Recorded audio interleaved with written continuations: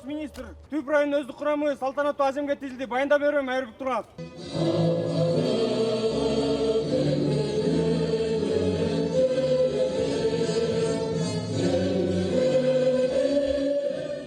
Мына бүгүн сиздер менен биргеликте салтанаттуу ачууда турабыз. Билесиздер, бул курулуш 16 миллион сом менен каралып, тендердин негизинде 12 миллион сом менен аяктап чыгып жатат. Бул да болсо ушул курулуш биз ойлойт элек ушул жердеги элге кызмат кылган чайыс болот деген үмүттөбүз.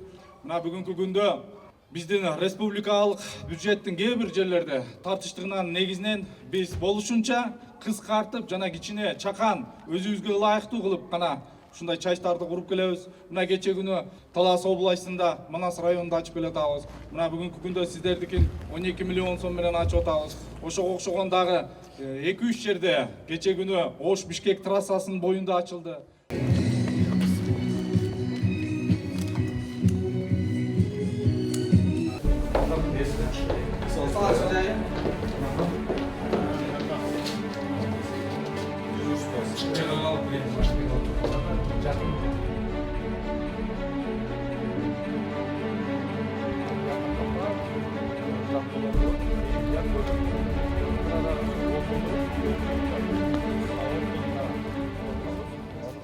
Биз үчүн эң жакшы жылдардын бири болду десек адашпайбыз. Себеп дегенде ошол эле кезде өзгөчө кырдаалдардын катталышынын аздыгы, аны алдын алуудагы жасалган биздин кызматкерлердин жумуштарынын негизинде, ошол эле кезде биздин ушундай курулуштардын быйылкы жылы мына 5 ушундай чайыстын курулушун биз быйылкы жылы тапшырып жатабыз. Бул дагы болсо биздин чоң ийгилигибиз десек болот.